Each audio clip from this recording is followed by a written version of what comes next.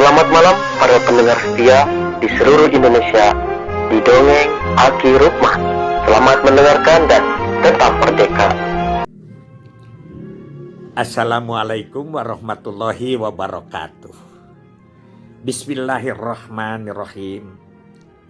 Alhamdulillahilladzi anjala sakinata fi qulubil mu'minin liyazdadu imana ma imanihim. Amma ba'du. Bapak Ibu, kawan-kawan sekalian serta anak cucu Aki dimanapun menyimak dongeng ini dari Sabang sampai Merauke. Malam ini kita lanjutkan karena dalam rangka hari kemerdekaan kita tidak membahas hari merdekanya, tapi program KB, program KKBPK, gerakan KB dan kemudian sekarang disebut Bangga Kencana tetap menyertai, melengkapi, berperan, berpartisipasi dalam sejarah pembangunan bangsa. Bila kemarin kita sudah bercerita sampai kepada revitalisasi total dengan lahirnya Undang-Undang Nomor 10 tahun 92, perubahan daripada pembangunan KB menjadi pembangunan keluarga, disitulah mulai hingar-bingarnya bertambah semarak program KB. Tidak hanya mengurus kontrasepsi, tidak hanya mengurus soal penjarangan kehamilan, tapi kita mengurus seluruh aspek keluarga. Baik itu ketahanan keluarga maupun itu ekonomi keluarga. Tahun 1994 kita sudah punya data yang akurat by name, by address. Sehingga pada tahun 1998 pada saat krisis ekonomi, Presiden Habibie dengan lantang dan Ginanjar Kartasasmita sebagai kepala Bappenas waktu itu memakai data KB sebagai data yang untuk melaksanakan pembangunan. Dijadikanlah JPSBK segala macam kemiskinan. Kita juga tidak berhenti. 94 itu ada program GPKPS, Gerakan Pembangunan Keluarga Prasejahtera, dengan semua indikator tahapannya. Kemudian ada Takesra Kukesra, ada KPKU, ada macam-macam lah program-program yang mengarah kepada pembangunan keluarga. Sayang seribu sayang, lagi hingar-bingarnya. Nah, ini kemudian pergantian pimpinan mulai merucut. Ditinggalkan Pak Haryono, diganti Pak Ida Bagus Oke, kemudian juga pemerintah dirubah menjadi otonomi daerah. Ya, Pak Rias Rasyid menentukan hanya 5 untuk di pusat, yaitu Kementerian Keuangan, ya, Agama, Moneter dan lain sebagainya, luar negeri begitu. Nah, KB itu termasuk yang harus dikedaerahkan. Tapi ingat, saat itu adalah Pak Gus Dur sebagai Presiden Republik Indonesia menunjuk Ibu Khofifah Indar Parawansa sebagai Kepala BKKBN, masih mempertahankan bahwa KB vertikal. Namun di situ terjadi keganjilan. Apa keganjilannya? Karena kita itu ada di daerah, tapi Ibu Khofifah mengusahakan kepala BKKBN misalnya eselon 2, sedangkan tidak ada yang vertikal eselon 2. Kementerian Agama juga eselon 3. Akhirnya ada keganjilan.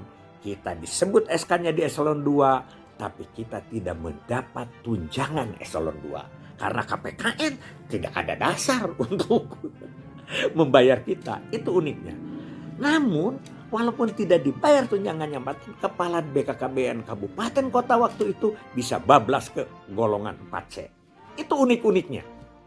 Sedang dipertahankannya begitu, berubah lagi pemerintahan dengan mundurnya Gus Dur, Khofifah juga mundur, kemudian pemerintahan diganti oleh Ibu Megawati dengan wakilnya Pak Hamzah Haji.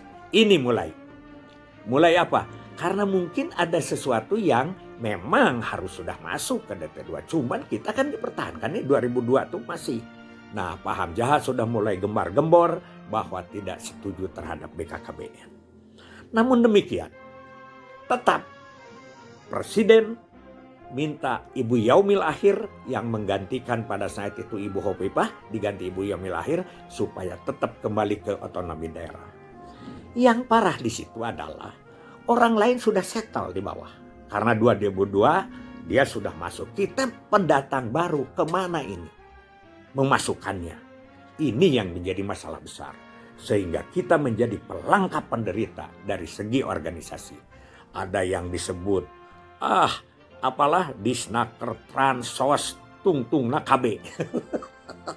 Pokoknya kita ditempel-tempelkan seenaknya. Dan di beberapa daerah tidak ada. Aki waktu itu keliling ke Riau, ke Pelalawan. Tidak ada, jangankan organisasinya.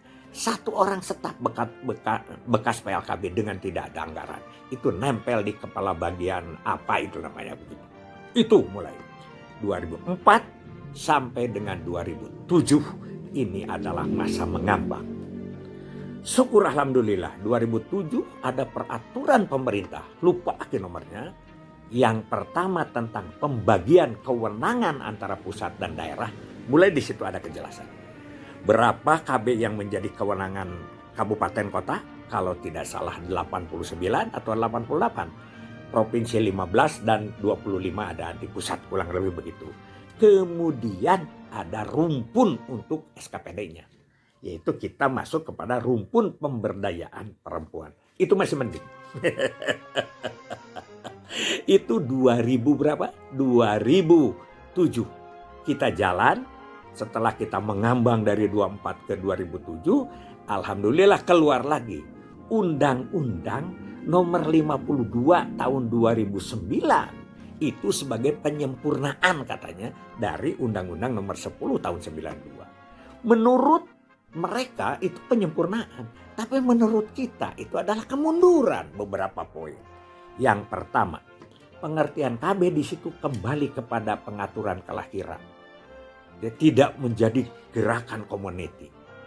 Yang kedua, ada lagi yang paling aki berkesan adalah tentang ada satu pasal bahwa daerah harus membentuk BKKBD dengan nama Badan Kependudukan Keluarga Berencana Daerah, BKKBD itu. Karena di atasnya diganti dari Badan Koordinasi Keluarga Berencana Nasional menjadi Badan Kependudukan dan Keluarga Berencana Nasional. Kelihatannya itu encer-encer saja kalau di undang-undang. Tapi begitu datang ke lapangan, itu orang yang mengatakan kependudukan itu semuanya pada ngaku. Khususon adalah Disduk Capil. Itu aki pernah datang ke satu bupati.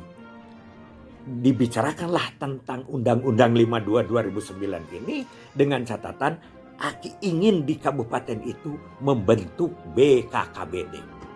Apa jawaban seorang bupati? Kalau soal BKKBD itu nanti dulu. Gini, kalau itu akan membentuk dinas KB, oke, sekarang kita buat perda. Mudah-mudahan 2 minggu selesai. Bupati sampai jadi begitu. Tapi kalau Badan Kependudukan Keluarga Berencana Daerah, langkahi dulu mayat saya. Kelihatannya seperti bercanda. Memang bercanda, tapi dia tetap ngotot. Karena apa dia bilang? Ini akan membuat adalah kacau daerah. Karena daerah sudah ada dinas kependudukan. Ini ada lagi badan kependudukan. Ini gimana? Rakyat awam itu tidak bisa Pak Rukman diajak begini.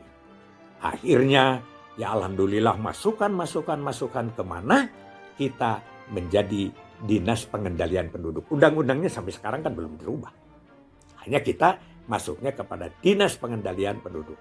Setelah itu masuk ke sini kelihatannya landai-landai saja. Landai-landai saja. Gerakan-gerakan yang menukik ke bawah ini yang semakin akan berkurang. Sehingga di bawah tidak lagi menjadi prioritas. Tidak lagi petugas-petugasnya menonjol. Dianggap sama rasa saja begitu. Dan bahkan di beberapa daerah kita akan lebih tidak diperhatikan dari yang lain. Ini masukan dari Aki. Hanya sekedar penglihatan yang Aki lihat dan yang Aki rasakan. Mudah-mudahan ini motivasi buat kita kembali ke kejayaan kita. Hasbunallahu wa ni'mal wakil. Ni'mal maula wa ni'man nasir. Wassalamualaikum warahmatullahi wabarakatuh.